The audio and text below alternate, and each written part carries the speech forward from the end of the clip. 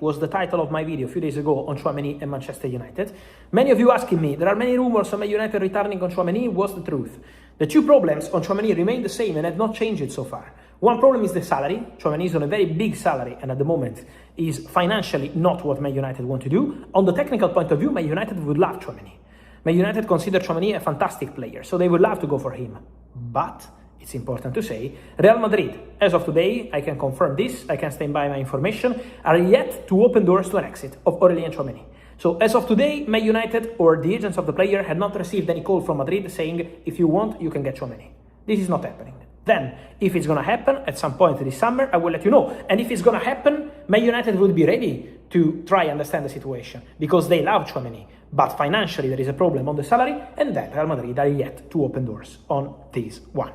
So it's going to be important to understand the developments on this.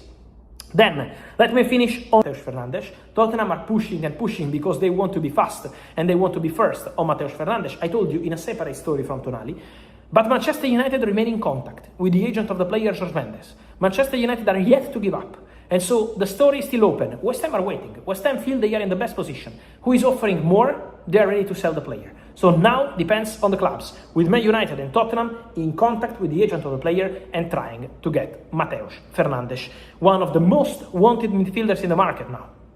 Because both clubs are involved and the race is still open for Mateus Fernandes. And let me finish, guys, with Felix Mecha. Many questions. Can Mecha go to Manchester United? Guys, at the moment on Mecha, what I'm told is that it's about scouting. He's a player that Manchester United have been following for some time. Manchester United have a German director like Christopher Wiewel who knows players in the German league, in the Bundesliga very well. Mecha is one of them, but Manchester United at the moment are focused on different priorities, different things. So Mecha is not close to joining Manchester United today. If something will happen in the next weeks or months, I will let you know. But at the moment, Manchester United are focused on different things. And with Mecha, the situation has gone quiet. So it's not advancing so far. It's scouting, is appreciating the player, but it's not Mecha close to Man United. On this, guys, and much more, remember to stay tuned, to keep following all the news. Let me know. As a breaking news from the England camp in Kansas, Reece James will not be training with the group today. The fullback will be following his own individual programme. 25 of the 26-man squad will be out training. Remember, we'll bring you to that live in a few moments. We'll discuss the permutations with Rob Dawson out there, who potentially would play right back if Reece James isn't fit to face Panama, in the context of Tino Livramento going back to England injured as well. Updates on that to come, but Reece James not training with the group today. We heard from Cole Palmer speaking for the first time since being left out, saying he's not crying. Perhaps timely from him. How much do you think Thomas Tuchel is missing a game changer like Palmer? Yeah, I mean, that was, I did a newspaper article straight after the game, and this was always going to come up when England struggled to score a goal or break down the opposition.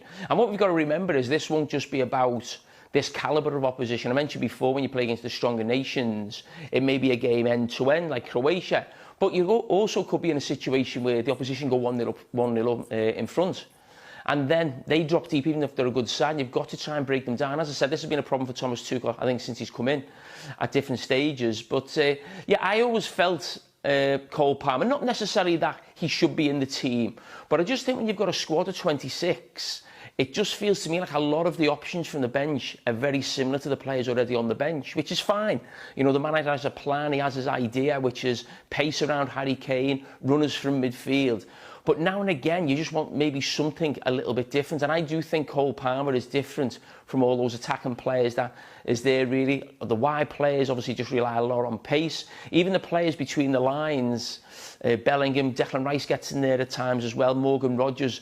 The more powerful players, I would say, and runners who, you know, get into the box and crash the box and get goals and do a fantastic job, of course they do. But I just think you've got a squad of that size. I do think there should be room for a player who's a little bit different from what you've got. And I don't think we have that, really. I just think there's so much like for life. Manchester United's transfer plans continue to dominate the headlines, with fresh reports linking the club to one of Europe's most highly rated midfielders, Aurélien Tchouaméni.